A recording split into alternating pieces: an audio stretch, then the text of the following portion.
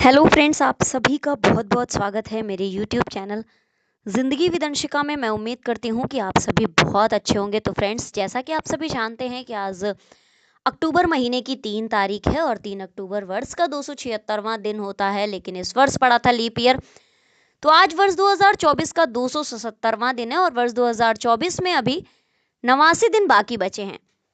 तो फ्रेंड्स, आज दिन है गुरुवार, बृहस्पतिवार, थर्सडे। और अगर हम बात करें हिंदी पांचांग की, तो आज हिंदी पांचांग के अनुसार आश्विन मास की शुक्ल पक्ष की प्रतिपदा तिथि है और आज से स्टार्ट हो रहे हैं शारदीय नवरात्रि। और आज से हमारे यहाँ हमारे कस्बे में रामलीला भी शुरू हो रही है साकेत पर। तो ये 8-10 दिन जो हैं वो बहुत ही ज़्यादा मनोरंजन से भरे हुए बीतने वाले हैं। तो फ्रेंड्स, वो चर्चा करेंगे बाद में नवरात्रि पर। और आज महाराजा अग्रसेन की जयंती भी है, तो उस पर भी चर्चा करेंगे। लेकिन उससे पहले हम डालते हैं एक नज़र आज के दिन यानी 3 अक्टूबर की महत्वपूर्ण घटनाओं पर। तो वर्ष 1735 में फ्रांस और छठे कैरल सम्राट ने शांति समझौते पर हस्ताक्षर किए थे। 1831 में मैसूरू पर ब्रिटेन ने कब्जा किया था। 1880 में पहले मराठी संगीत नाटक संगीत शाकुंतल का पुणे में मंचन किया गया था। 1915 में नेवादा के प्लेजेंट वैली में 7.8 रिक्टर पैमाने का भूकंप आया था। 1932 में इराक यूनाइटेड किंगडम से स्वतंत्र हुआ था। 1977 में पूर्व प्रधानमंत्री इंदिरा गांधी को भ्रष्टाचार के आरोप में गिरफ्तार किया गया था। 1978 में कोलकाता में पहला और दुनिया के दूसरे टेस्ट ट्यूब का जन्म हुआ था। 1984 में भारत की सबसे लंबी दूरी की ट्रेन हिमसागर एक्सप्रेस कन्याकुमारी से जम्मू तवी के लिए रवाना की गई थी। 1992 में गीत सेठी ने विश्व पेशेवर बिलियर्ड्स चैंपियनशिप जीता था। 1994 में भारत ने सुरक्षा परिषद की स्थायी सदस्यता के लिए औपचारिक रूप से अपना दावा पेश किया था। 1995 में चीन एवं इंग्लैंड के बीच हांगकांग के सुगम हस्तांतरण पर सहमति बनी थी। 1999 में आणविक पदार्थों के आवागमन और आणविक दुर्घटनाओं को रोकने हेतु संयुक्त राज्य अमेरिका तथा रूस ने संयुक्त संकट केंद्र की स्थापना की थी। 2002 में नोबेल शांति पुरस्कार के लिए प्रधानमंत्री अटल बिहारी वाजपेयी, अमेरिका के राष्ट्रपति जॉर्ज डब्ल्यू बुश और ब्रिटेन के प्रधानमंत्री टोनी ब्लेयर को संयुक्त रूप से देने की सिफारिश की गई थी। 2003 में पाकिस्तान ने हल्फ थर्ड मिसाइल का परीक्षण किया था। 2004 में लश्कर-ए-तैयबा का राजनीतिक संगठन 2 हिस्सों में बटा था। 2006 में संयुक्त राष्ट्र संघ के नए महासचिव दक्षिण कोरिया के बान की मून होंगे, ये तय हुआ था। 2008 में टाटा मोटर्स के चेयरमैन रतन टाटा ने सिंगूर से नैनो कार परियोजना अन्यत्र ले जाने की घोषणा की थी। 2013 में इतावली द्वीप लामपेदुसा के पास एक नाव के डूब जाने से करीब 134 लोगों की मौत हो गई थी। तो फ्रेंड्स, अब हम डालते हैं एक नज़र उन नामों पर जिनका हुआ था आज के दिन जन्म। तो 1999 में जन्म हुआ था निषाद कुमार जी का। ऊंची कूद के भारतीय पैरा एथलीट हैं। 1967 में गजेंद्र सिंह शेखावत का हुआ था जन्म। भारतीय जनता पार्टी के राजनीतिज्ञ हैं। 1959 में सुबीर गोकर्ण का हुआ था जन्म। भारत के प्रसिद्ध अर्थशास्त्री थे। 1953 में जन्म हुआ था भारत के 45वें मुख्य न्यायाधीश दीपक मिश्रा जी का। 1949 में भारतीय फिल्म निर्देशक जेपी दत्ता का हुआ था जन्म। 1928 में जन्म हुआ था अमृत लाल बेगड़ का। प्रसिद्ध साहित्यकार, चित्रकार और नर्मदा प्रेमी थे। 1927 में जन्म हुआ था पी परमेश्वरन का। जनसंघ के पूर्व उपाध्यक्ष, दिग्गज लेखक, कवि और प्रसिद्ध संघ विचारक थे। 1890 में लक्ष्मी नारायण साहू का हुआ था जन्म। उड़ीसा के समाजसेवी और सार्वजनिक कार्यकर्ता थे। इसी के साथ फ्रेंड्स, अब हम डालते हैं एक नज़र उन नामों पर जिनका हुआ था आज के दिन यानी 2 अक्टूबर को निधन। तो वर्ष 2021 में घनश्याम नायक का हुआ था निधन। भारतीय फिल्म और टेलीविजन अभिनेता थे। 1923 में जन्म हुआ था कादम्बिनी गांगुली का। भारत की पहली महिला स्नातक और पहली महिला फिजिशियन थी। 1953 में अल्लादी कृष्णस्वामी अय्यर का हुआ था निधन। प्रसिद्ध न्यायविद, अधिवक्ता और शिक्षा शास्त्री थे। 2007 में एम.एन. विजयन का हुआ था निधन। भारतीय लेखक थे। और आज 3 अक्टूबर को महत्वपूर्ण दिवस है। जर्मन एकता और वन्यजीव सप्ताह चल रहा है 2 अक्टूबर से लेकर 8 अक्टूबर तक। इसी के ही साथ फ्रेंड्स, शुरू हो रहे हैं शारदीय नवरात्रि। तो हम देखते हैं कि आज के दिन यानी नवरात्रि जो होता है वो 9 दिनों का एक उत्सव होता है। तो आज यानी 3 तारीख को है प्रतिपदा तिथि और आज के दिन पूजन होगा माँ शैलपुत्री का। नवरात्रि की दूसरी तिथि में पूजन होता है माँ ब्रह्मचारिणी का। तीसरी तिथि पर माँ चंद्रघंटा का और चतुर्थी तिथि पर होता है माँ कुष्मांडा का पूजन। पंचमी तिथि में होता है माँ स्कंद माता का और षष्ठी तिथि में होता है माँ कात्यायनी का पूजन। सप्तमी तिथि में होता है माँ कालरात्रि का पूजन और अष्टमी तिथि में होता है माँ महागौरी का। नवमी तिथि पर होता है माँ सिद्धिदात्री का पूजन। खास बात यह है कि नवरात्रि पड़ रही है पूरी 9। तृतीया तिथि 5 और 6 दोनों तारीखों को है और 12 तारीख को नवमी और 10वीं दिन शनिवार को 12 तारीख को एक दिन पड़ रही है। तो फ्रेंड्स, नवरात्रि को नारी शक्ति का पर्याय माना जाता है। इस अवसर पर सभी लोगों को नारियों का सम्मान करने का संकल्प लेना चाहिए और उसे पूरी तरह से निभाना भी चाहिए। नवरात्रियों पर बेटियों को देवी मानकर आप उनका पूजन करें या ना करें, लेकिन उनका हृदय से सम्मान करना आप सभी को अवश्य सीखना चाहिए। हर महिला का सम्मान करना ही माँ दुर्गा की सच्ची आराधना है। सभी के अंदर काम, क्रोध, लोभ रूपी एक महिषासुर होता है और उस महिषासुर को मार कर ही हम दैवीय कृपा प्राप्त कर सकते हैं। फ्रेंड्स, काम, क्रोध, लोभ से सताया हुआ आक्रामक अति पुरुष होना ही महिषासुर होना है, जिस पर कोई देवी कृपा तो नहीं ही कर सकती है। कोई भी त्योहार एक संकल्प दिवस होता है और वो समय आ गया है कि पुरुष एक संकल्प लें और ये सबसे बड़ी बात है कि आत्मसात करने का समय है कि अतिरेक से हम सभी को बचना होगा और अपने चित्त को स्थिर करने का ये वक्त है। वैसे तो शक्ति ऊर्जा ही है, ठीक जैसे भौतिकी में प्रकाश, ध्वनि में बिजली, चुंबकत्व आदि ऊर्जाएं जो हैं, जो कभी नष्ट नहीं होती, आसानी से एक दूसरे का रूप ग्रहण कर सकती हैं, पर कालांतर में शक्ति को स्त्री की तरह रूपायित किया गया है। शायद इसलिए कि माँ का करुणावान और स्निग्ध चेहरा संकट में सबसे पहले याद आता है और कम से कम माँ के चेहरे से कोई बुरी स्मृति जुड़ी नहीं होती और उसके ध्यान धरने भर से ताकत सी मिलती है, जो दरअसल में अच्छी स्मृतियों की ताकत है। अपनी भूली हुई शक्ति पर स्वयं शक्ति भी ध्रुवांतों का समन्वय ही है। एकांकी करुणा नहीं, सर्वोत्मुखी न्याय भी है। शायद इसी कारण 10 महाविद्याओं और 9 दुर्गाओं में कुछ न्याय को प्रतिबद्ध सात्विक आक्रोश का प्रतीक है, तो कुछ क्षमामुखी करुणा का। चित्त स्थिर कर पाने के लिए जो आत्मशक्ति संचित करनी होती है, उसके कई रंग होते हैं।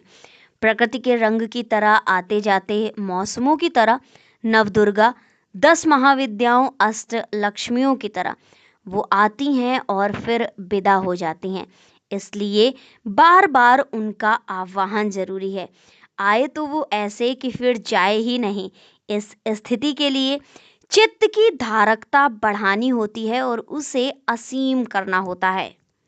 तो साथियों, फ्रेंड्स, अभी हमने आप सभी को बताया नवरात्रि के विषय में और अब हम चर्चा करते हैं महाराजा अग्रसेन की जयंती पर।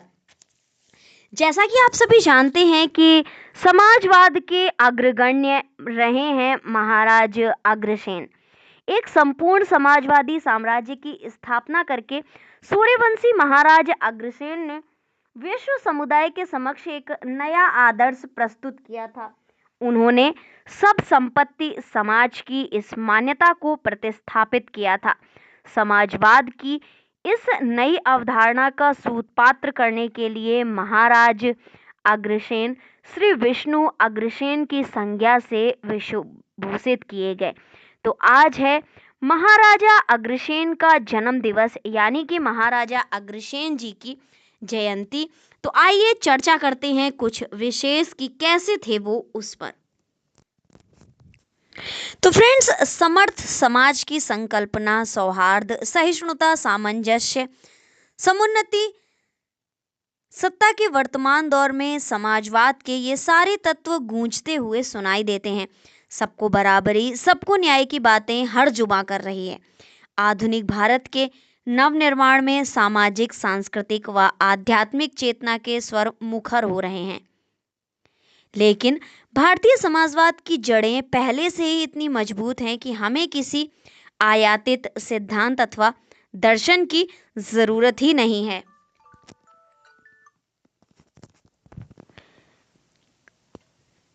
इस सच्चाई को इस तरह से भी समझा जा सकता है कि शास्त्रोक्त करीब 5200 साल पहले ही वैश्य समाज के पुरोधा व महाराज बल्लभ सेन के प्रतापी पुत्र महाराज अग्रसेन ने समाज और सामाजिकता को सर्वोपरि मानकर तत्कालीन भारतीय समाज के समक्ष एक उदाहरण प्रस्तुत किया था।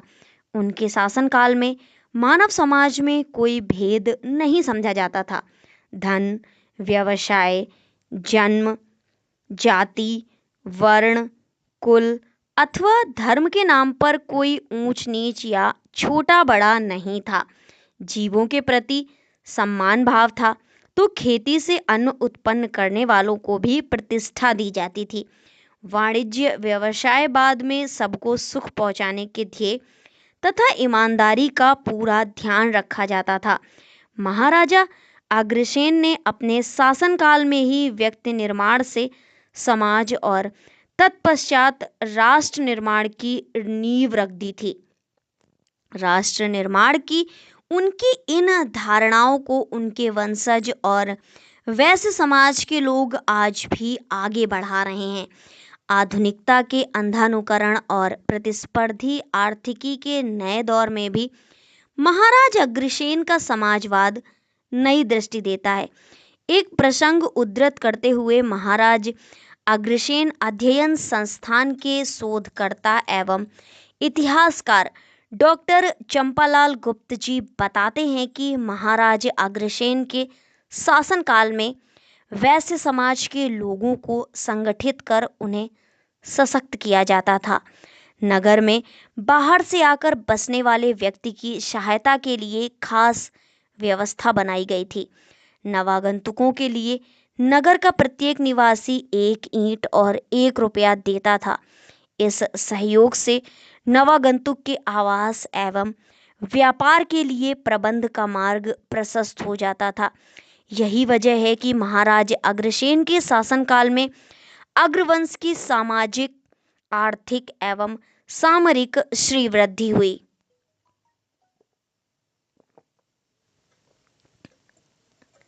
समय का पहिया तेजी से आगे बढ़ रहा था। स्वतंत्र राज्य आग्नेय तथा उसकी राजधानी आग्रोदक, जो कि वर्तमान में अग्रोहा है, की प्रशस्ति दिन प्रतिदिन विश्व में फैलने लगी थी। महाराज अग्रसेन की महानता और श्रेष्ठता विश्व में आदर्श कायम कर रही थी। इसका कारण बताते हुए चंपालाल गुप्त जी कहते हैं कि महाराज अग्रसेन ने वैदिक सनातन आर्य संस्कृति की मूल मान्यताओं को लागू कर राज्य के पुनर्गठन में कृषि, व्यापार, उद्योग, गौपालन के विकास के साथ साथ नैतिक मूल्यों की पुनर्प्रतिष्ठा का बीड़ा उठाया था। उनके जीवन के 3 मूल आदर्श थे: लोकतांत्रिक शासन व्यवस्था, आर्थिक समरूपता और तीसरा था सामाजिक समानता। इसके लिए नैतिक मूल्यों को स्थापित किया जाना आवश्यक था और उन्होंने ऐसा ही किया, तभी उनकी गिनती उस दौर के सबसे शक्तिशाली और समृद्ध राजाओं में की जाती है। महर्षि पाणिनि द्वारा रचित अष्टाध्यायी और भविष्य पुराण में भी महाराज अग्रसेन के जीवन काल का वर्णन मिलता है। इन धार्मिक ग्रंथों के अनुसार महाराज अग्रसेन जब 15 वर्ष के थे तो उन्हें पिता राजा महाराज वल्लभ सेन के साथ महाभारत के युद्ध में जाना पड़ा था। हुआ यूं कि युद्ध काल में पांडवों के दूत ने वल्लभ सेन को वृहदसेन की महाराज पांडु से मित्रता का स्मरण दिलाया और वल्लभसेन को निमंत्रण देकर कहा कि अपनी सेना सहित युद्ध में सम्मिलित हों। महाभारत के इस युद्ध में वल्लभ सेन अपने पुत्र अग्रसेन व सेनाव के साथ पांडवों के पक्ष में युद्ध कर रहे थे। युद्ध 10वें दिन में था। भीष्म पितामह ने बाणों की बौछार कर दी। उनके बाणों से वल्लभ सेन जी वीर गति को प्राप्त हुए। पिता की विरासत आगे बढ़ाने की जिम्मेदारी अब किशोर कंधों पर आ गई थी, यानी कि अग्रसेन जी के कंधों पर आ गई थी। उन्होंने शासन की बागडोर संभाली, सशक्त आग्रीय राज्य की नींव रखी। अग्रवंश फलता फूलता रहा। अब पूरे राज्य की जिम्मेदारी किशोर कंधों पर आ गई थी, यानी कि अग्रसेन जी के कंधों पर आ गई थी। उन्होंने शासन की बागडोर संभाली और सशक्त आग्रीय राज्य की नींव रखी। अग्रवंश उनके राज्य में फलता फूलता रहा। आग्रीय उन्नति के शिखर पर था, लेकिन होनी को कुछ और ही मंजूर था। अग्रोहा में भीषण आग लगी। आग की लपटें और उसका प्रसार इतना भीषण था कि लाख जतन के बावजूद आग पर काबू नहीं पाया जा सका और इस भीषण अग्निकांड में अग्रवंश के हजारों लोग बेघर हो गए। आजीविका की तलाश में उन्हें भारत के विभिन्न राज्यों में जाकर बसना पड़ा। हालांकि उन्होंने अपनी पहचान पर पकड़ बनाए रखी। वे आज भी अग्रवाल ही कहलवाना पसंद करते हैं और अपने 18 गोत्रों के साथ देश दुनिया में छाए हुए हैं। महाराज अग्रसेन की बसाई राजधानी अग्रोहा के कुछ प्रमुख दर्शनीय स्थल देश विदेश के सैलानियों को भी आकर्षित करते हैं। महाराज अग्रसेन मंदिर के साथ साथ आस्था का प्रतीक महालक्ष्मी मंदिर, हनुमान मंदिर एवं 90 फुट ऊंची भगवान मारुति की प्रतिमा नयनाभिराम है। शक्ति सरोवर, अप्पू घर, नौका विहार कृत्रिम पहाड़ी का निर्माण कर बनाया गया है। दैत्याकार डायनासोर प्राचीन थे अर्थात टीला, अग्र विभूति स्मारक तथा श्री अग्रसेन वैष्णव गौशाला आदि आकर्षण के केंद्र है। अग्रोहा में लक्खी तालाब शताब्दियों पहले जन संरक्षण के प्रति अग्रवंश के यशस्वी राजा महाराज अग्रसेन के उदात्त भाव का साक्षी बना हुआ है। इस विशाल तालाब की सुरक्षा के लिए पहरेदार की व्यवस्था की गई है। पौराणिक मान्यता के अनुसार जब छिद्र के कारण इस तालाब का पानी सूखने लगता था तो महाराजा ने विचार विमर्श कर इसमें तांबा भर दिया गया था और इसे ताम्र तालाब भी कहा जाता है। तो साथियों, ये थी फ्रेंड्स आज के दिन से जुड़ी हुई कुछ महत्वपूर्ण जानकारियां। इसी तरह से हर दिन से जुड़ी हुई महत्वपूर्ण जानकारियों को जानने के लिए, सुनने के लिए, समझने के लिए देखते रहे मेरा YouTube channel Zindagi with Anshika. और अब हमारे यहाँ शुरू हो रही है रामलीला, तो मैं कोशिश करूंगी कि अपने यहाँ की रामलीला की छोटी छोटी क्लिप्स भी मैं अपने YouTube चैनल पर अपलोड कर सकूं और आपको अपने यहाँ के कल्चर से थोड़ा सा वाकिफ करा सकूं। तो वो सारी चीज़ें भी आपको देखने को मिलेंगी। तो देखते रहिए मेरा YouTube channel Zindagi with Anshika. Thank you so much, thanks for watching and thanks for supporting. Bye bye and take care.